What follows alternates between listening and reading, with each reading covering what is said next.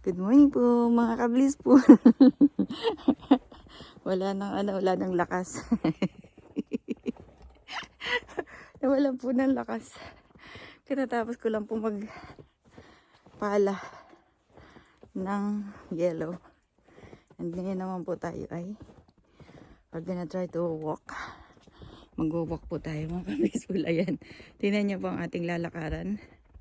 Nauna na po sa akin ang aking sibo. Pasensya po at ito ang kauna-unahang lakad natin ngayong winter na to. At mahirap pong lumakad. Mahirap pong lumakad para pong naglalakad sa buhangin. Kumusta po ang mga nanay, mga kablisful? Salamat po sa inyong patuloy na panonood sa aking pong film. Napagod na po ang kamay.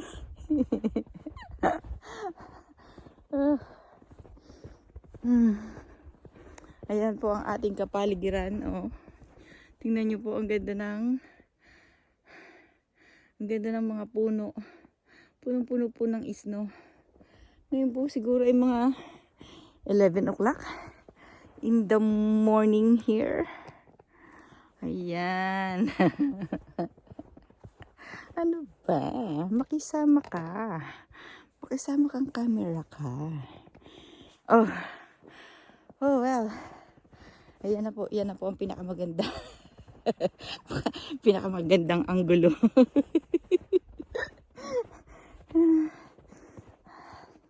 Kasi pag hindi mo ginagawa araw-araw, napapagod ka.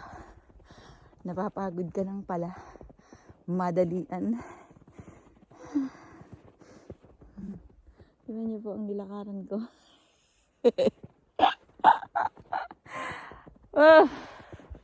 Pero, thank you pa rin po sa ating Panginoong Hesus.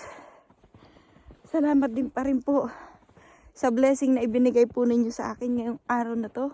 Blessing na po yung ginising po ninyo ako. Naging malakas po ako, nakalakad po ako, Ama. Maraming salamat po. Yes.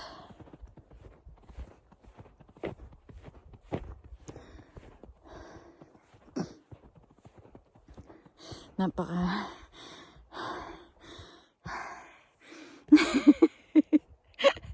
pagod na pagod. Pahinga muna. Pahinga muna po.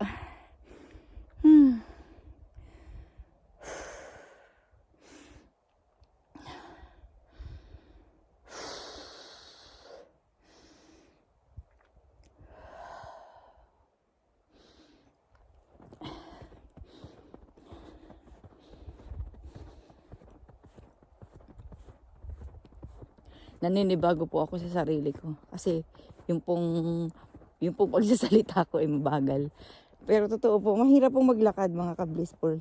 Mahirap pong maglakad dito sa yellow na to. Dito sa snow na to. Pero, yeah. Parang magsarap maghalo-halo. Halo-halo. Kaya i-snow lang po ito kagabi. At kaya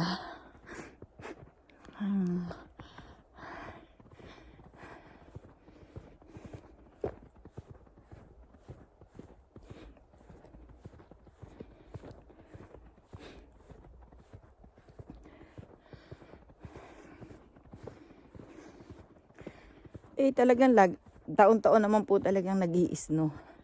Pero alam niyo po last year, hindi po tumaas ang snow.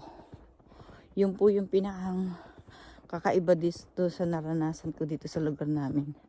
Last year po hindi po nag-snow ng mataas. At hindi rin po siya nag-minus ng, dati po nagma-minus po dito. Minus 40 dito. At dahil nga po kami ay wala sa lower mainland ng Vancouver. Ang Vancouver po, yun po yung lower mainland mga kablisful. Para po sa mga nasa US, nasa ibang bansa, nasa Philippines. Sa Vancouver po, umuulan lang. Bihira pong mag-yelo. Nagyayelo po doon pero after a while po, uulan. Kaya nawawash out po yung snow nila. Yun po yung pinaka maganda dun sa Lower Mainland. Yun nga, ang ano naman po dun, ang side, yun naman po, ano ba tawag dun? Ang hindi naman po maganda dun is, parang lagi po siyang malungkot kasi nga po umuulan, di ba? Walang araw. Bihira pong may araw. At pagka po nagka-araw nung nagtatrabaho pa ako sa clinic, gusto po naming lumabas pag alas 12 at maglakad kahit isang oras lang yung pong break time namin. Gusto po naming maglakad. Ayan. napaka ano na po, layo na po natin. Tingnan niyo po yung aking pinagagaling ng mga tumubo sa aking mukha.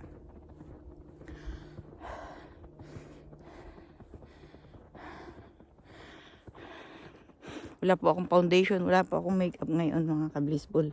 Ako lang po yung naglinis ng mukha. At saka naligo, nag-coffee. At baka po ito na yung exercise ko. Pero gusto ko pa rin pong mag-bendings. Bendings tayo. Kasi pag hindi po natin ginawa yun, para din po yun sa sarili ko. Sa sarili ko po yun, para maganda po ang aking pakiramdam. Ano kaya ito putulin ko? Cut ko kaya siya? Para next time, maganda yung ano niya. Okay. Gagawin ko pa kaya yun. Siyempre, effort yun. Effort. Ginawa ko yun. Sometimes, may mga kapitbahay kami dito. Isi-shovel po nila to. Sinashovel po nila. Nagtutulungan po dito ang isa't isa. Ayan, may mga dumaan na po. Dumaan na po dito sa ano.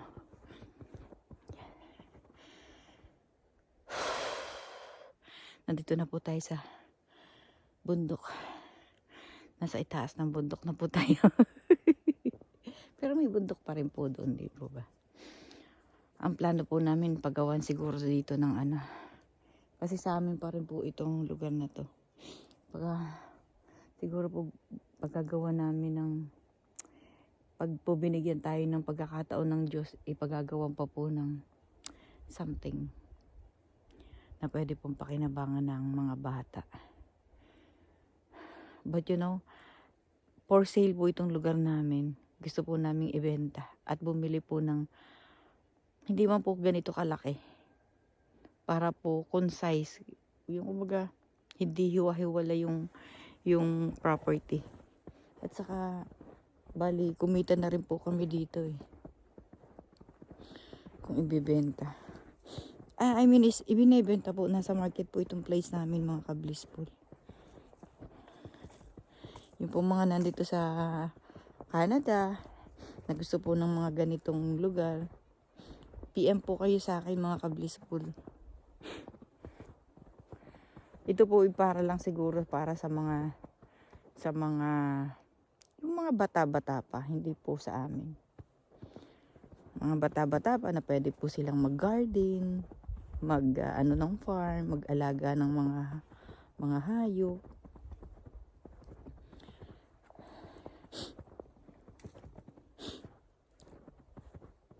Napakadami po naming plano dito pero hindi po ibinigay hindi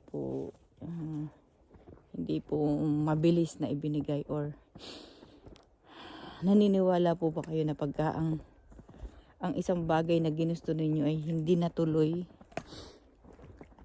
kasi hindi nga po siya na hindi po siya naging matagumpay sa lalong mabilisang panahon. Siguro di po ba hindi naman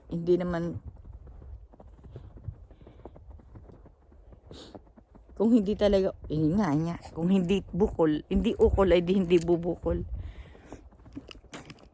Pero wala naman pong hinanakit, wala pong mga ganun kasi ang sa akin po is naka-stay kami dito ng almost 3 years na po, going to 4 years na. And kung hindi man po ito mabebenta, edi patuloy pa rin po kaming nandito. Patuloy pa rin po kami magpapasalamat sa Diyos. Pero kung talaga pong kalooban niyan na ibenta ito, bumili kami ng bahay o ng lugar na hindi ganito kalaki sa malapit sa city, kasi hindi na nga rin po maganda para sa amin kasi we're aging. Age na po. Pinasisimple na lang ang buhay. Kung ano lang yung kailangan, yun lang muna. Kasi yun naman po talaga ang dapat, di po ba?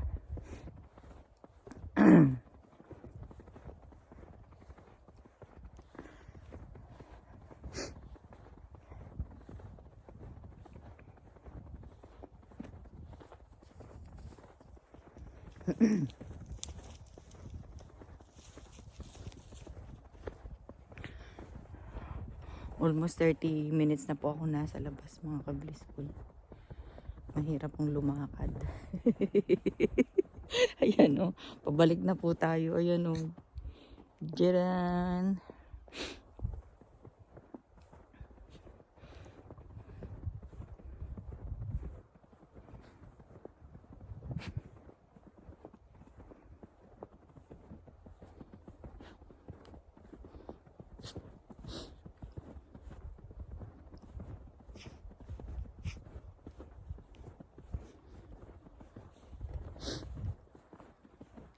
Sa mga nanay po, ano po ang mga balak lutuin?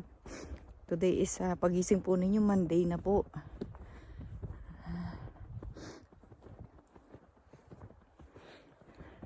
May pasok po ba ang mga bata? Narinig ko po yung sa Bicol. May news po akong pinakinggan kaninang morning. Wala pong pasok ang mga bata sa Bicol kasi yun nga po, parang malakas po ang ulan doon, di po ba? At Christmas na po diya. Christmas na. Now, today po is December 1. Dito mga ka-blissful, and then po ay mag-December 2. Right? Malapit na talaga ang Pasko. Ang Pasko ay malapit na.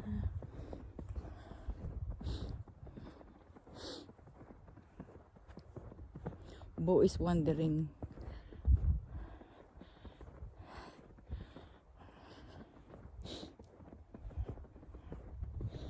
Alam niyo po ba na yung ganitong mga panahon, napaka malungkot po ang mga buhay ng mga nag-iisa dito. Plus malamig pa. Kaya tingnan niyo po ang mukha ko, namumula na ako. Tumutulo ko ang aking sipon, mga kabisyo. At hindi lang po sipon, luha pati. Pati luha.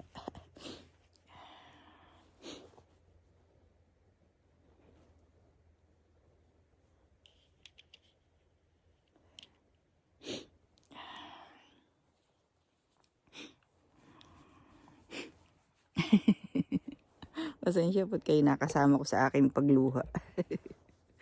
Luha po ng ano yan, lamig. Masarap po sa labas eh, masarap sa labas, kaya lang dapat ano kayong equip ka. Balot na balot ka.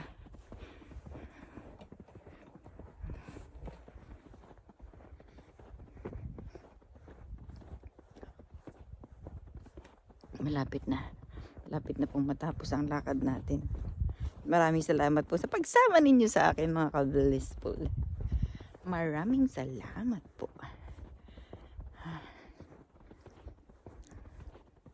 Maya po mag-usap po ulit tayo sa taas or sa aking table. Usap po ulit tayo. Mag-film po ulit ako doon, mga ka-blissful.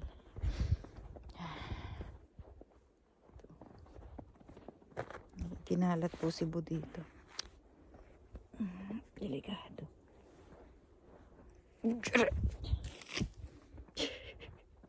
Sakit.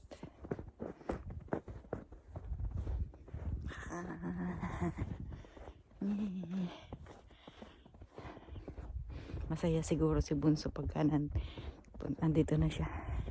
Kakapaglaro na siya dito sa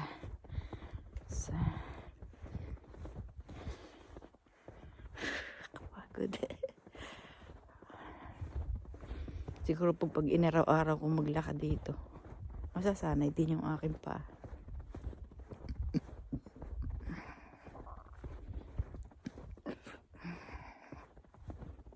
Bo!